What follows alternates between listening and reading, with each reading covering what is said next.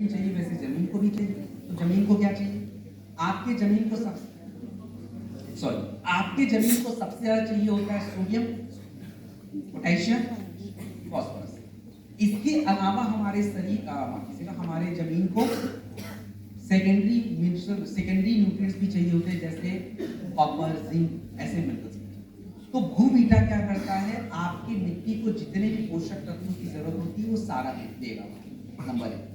दूसरा, हमारे मिट्टी में पीएच, पीएच का नाम सुना आप लोगों ने? इतने लोगों को नहीं पता है। पीएच का मतलब होता है आपकी मिट्टी में ज्यादा एसिडिटी नहीं होनी चाहिए और ज्यादा बेसिसिटी नहीं होनी चाहिए। जैसे आपके पेट में जलन एसिडिटी हो जाती है, मिट्टी में भी हो जाती है।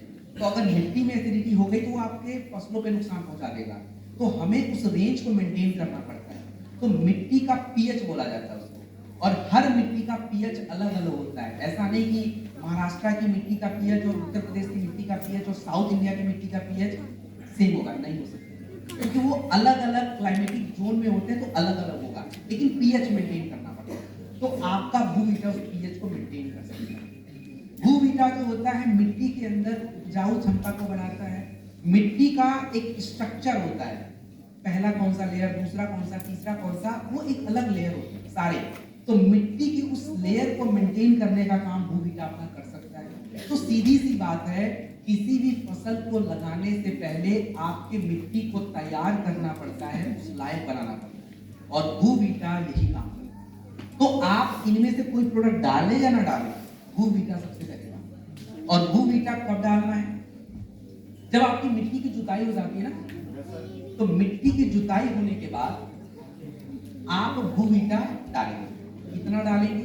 4 किलोग्राम प्रति एकड़ जमीन में यूज होता है। 1 एकड़ में 4 किलोग्राम जमीन। देखो, अगर आप यूरिया वगैरह डालते हैं, पोटास वगैरह डालते हैं, डीएपी डालते हैं, तो आपको क्या करना है?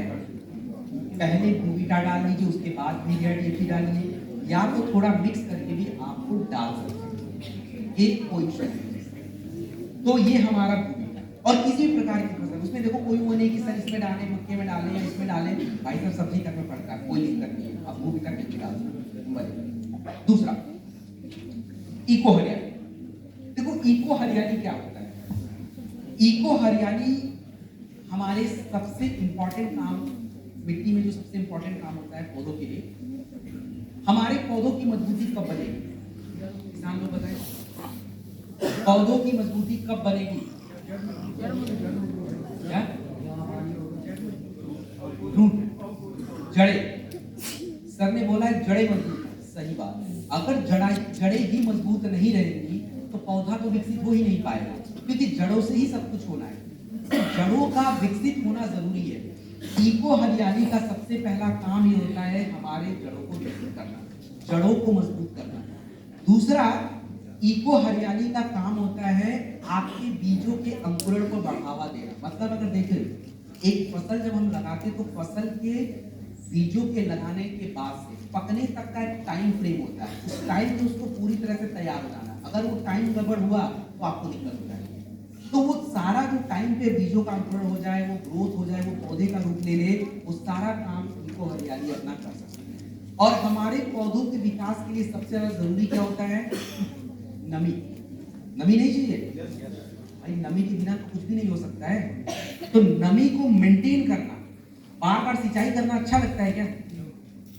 सिंचाई तो जरूरी है, लेकिन अब बार बार यह सिंचाई करना तो मुश्किल काम है ना। तो अगर हम एक बार सिंचाई करें और नमी ज्यादा दिन तक बनी रहे तो उससे बढ़िया बात क्या है? इको हरियाली बेस्ट है, उसकी करवा लीजिए। तो इको हरियाली ये तीनों काम बखूबी कर सकता है। और इको हरियाली का यूज कैसे?